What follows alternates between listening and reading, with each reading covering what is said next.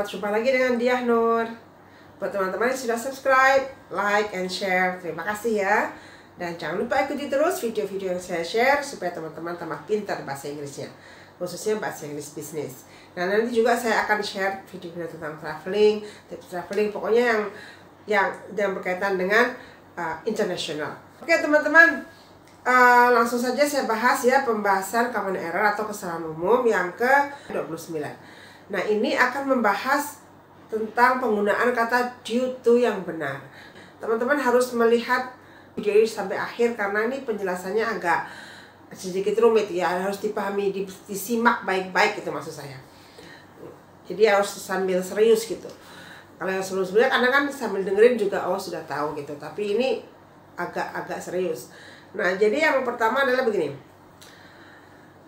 Teman-teman, sebelum saya menjelaskan penggunaan due to yang tepat, teman-teman harus tahu perbedaan antara noun dengan noun phrase. Nah, noun itu kata benda ya, satu kata biasanya. Kemudian ada noun phrase. Nah, biasanya dua kata. Jadi lebih dari satu kata. Jadi disebutnya frasa kata benda atau noun phrase bahasa Inggrisnya. Nah, kata bendanya noun ya. Kemudian due to ini sebetulnya dimodify noun tadi. Jadi biasanya si due to ini menggabungkan antara noun sama noun atau frasa kata benda dengan frasa kata benda dengan kata benda, atau sebaliknya frasa kata benda dengan kata benda, begitu. Pokoknya yang berkaitan dengan kata benda. Dan biasanya sebelum due to itu didahului bentuk be, teman-teman. Ya, is atau was atau are atau were gitu ya. Jadi bentuk be. Nah, saya kasih contoh langsung ya. Misalnya seperti ini, teman-teman. My failure, ya kegagalan saya, itu berarti saya itu frasa kata benda ya. My failure was due to bad study habits, misalnya gitu ya. Jadi bad study habits itu juga frasa kata benda, dan itu terdiri dari 3 kata ya, bad study habits. Kemudian due to itu betul teman-teman. Jadi my failure was due to, kan wasnya tadi bentuk be, bad study habits. Kemudian kalau misalnya teman-teman mau dibuat kalimat, kan tadi my valuer itu udah kata benda. Itu bisa jadi kalimat seperti ini. I failed gitu ya, because of bad study habits. Nah, jadi kalau sudah I failed kan kalimat, jadi tidak boleh pakai due to lagi. Atau misalnya my valuer was due to, terus belakangnya harusnya kata benda, frasa kata benda. Terus diganti misalnya I had bad study habits. Nggak boleh juga teman-teman, karena I had bad study habits itu kalimat. Nah, jadi kalau mau pakai due to, jadi bentuknya harus kata benda dengan atau frasa kata benda tadi. Jadi yang betul adalah my valuer was due to bad study habits. Tetapi kalau misalnya mau dibuat seperti tadi, ada kata benda, ada kalimat, maka seperti ini jadinya teman-teman. Misalnya I failed because of bad study habits. Tetapi kalau mau dipakai dua-duanya kalimat, I failed because I had bad study habits. Nah, jadi kalau kalimat dengan kalimat, penyambungnya because. Kalau kalimat dengan kata benda atau frasa kata benda, penyambungnya because of. Nah, seperti itu teman-teman. Jadi nggak bisa due to itu dipakai untuk menggabungkan kalimat dengan kalimat. Misalnya begini, I came late due to bad traffic jam. Nggak bisa ya. Atau I came late due to I woke up late, misalnya gitu. Itu kan kalimat lagi. Nah, jadi nggak boleh due to itu menggabungkan kalimat dengan kalimat, teman-teman. Jadi harus kata benda dengan kata benda atau frasa kata benda gitu. Nah, terus ada lagi, sering saya lihat di kalimat itu due to diletakkan di depan untuk memulai suatu kalimat. Nah, kalau due to di depan itu kebanyakan, most likely itu incorrect teman-teman. Kebanyakan tuh nggak benar gitu. Misalnya nih, saya kasih contoh. Due to lack of supplies, customers' orders couldn't be delivered. Nah, kan nggak bisa. Due to lack of supplies itu betul kata benda due to-nya, tapi kan diikutinya kalimat, ya kan? Jadi seperti gini kalimatnya. Customers' orders could not be delivered due to lack of supplies. Kan begitu sebetulnya ya. Tapi tadi due to-nya kan taruh di depan. Nah, tidak bisa karena customers' orders couldn't be delivered atau could not be delivered itu kalimat. Jadi harusnya customers' orders could not be delivered because of lack of supplies.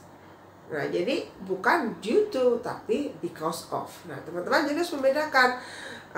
Tapi kalau misalnya gini, customers' orders could not be delivered because we did not have enough supplies. Gitu, teman-teman. Nah, jadi itu bisa kalimat dengan kalimat. Jadi pakai because. Nah, itu penggunaan due to tadi ya. Kemudian ada lagi saya sering lihat juga beberapa, nggak sering sih, tapi saya pernah ya. Due to the fact that, gitu loh. Jadi misalnya the meeting was cancelled due to the fact that only misalnya 1/3 of participants were present. Due to the fact that itu nggak penting banget, nggak usah dipakai teman-teman, karena itu artinya sama dengan because. Jadi pakai aja seperti ini.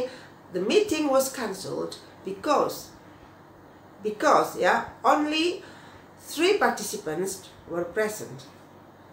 Daripada due to the fact that, nah gitu ya, jadi pakai because saja gitu, nggak usah dibuat seperti itu. Nah jadi itu due to-nya nggak pas juga.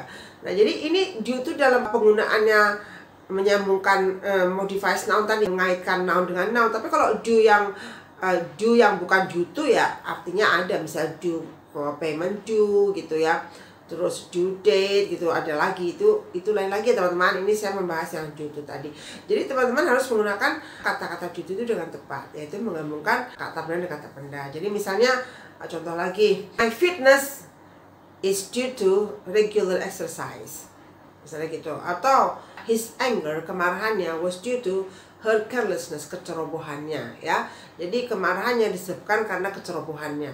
Jadi kalau mau dibikin kalimat, he was angry because she was careless. Nah, saya coba memberikan contoh di kalimat yang agak panjang, teman-teman. Karena tadi kan contohnya kan kalimatnya pendek-pendek. Jadi seolah-olah kayak sepertinya due to menggabungkan kata benda dengan kata benda only in short sentence. Tapi sebetulnya dalam kalimat panjang seperti ini misalnya, the board of directors tried to convince the commissioners that the financial loss was due to owner negligence. Nah ini panjang kan, tapi kan due to menggabungkan antara financial loss dan owner negligence. Jadi sudah betul teman-teman, tadi yang panjang tadi cuman melengkapi kalimat yang panjang saja, tetapi intinya adalah sama konteksnya dengan due to yang sudah saya sebutkan di awal tadi. Ya, jadi teman-teman ada 3 ya, due to, because of, sama because. Nah teman-teman rumusnya pokoknya kalau due to kata benda dengan kata benda atau frasa kata benda. Kalau because of berarti kalimat sama kata benda. Terus kalau because berarti kalimat sama kalimat. Nah teman-teman harus ikuti rumus itu. Nanti teman-teman bisa menulis dengan baik ya. Dan teman-teman bisa pakai rule itu. Nanti pas menuliskan dalam bahasa Inggris benar gitu loh ya. Kaidahnya digunakan sudah tepat. Nah saran saya kalau teman-teman nggak menguasai due to, ya jangan pakai due to lah. Enakan pakai because saja ya, atau because of. Jadi sudah pakai kalimat, pakai because, sudah beres daripada pakai due to tapi nanti tidak tepat. Oke teman-teman, semoga jelas dan semoga bermanfaat. Oke, kita sambung lagi nanti di video berikut Kapan Era yang 30. Bye-bye.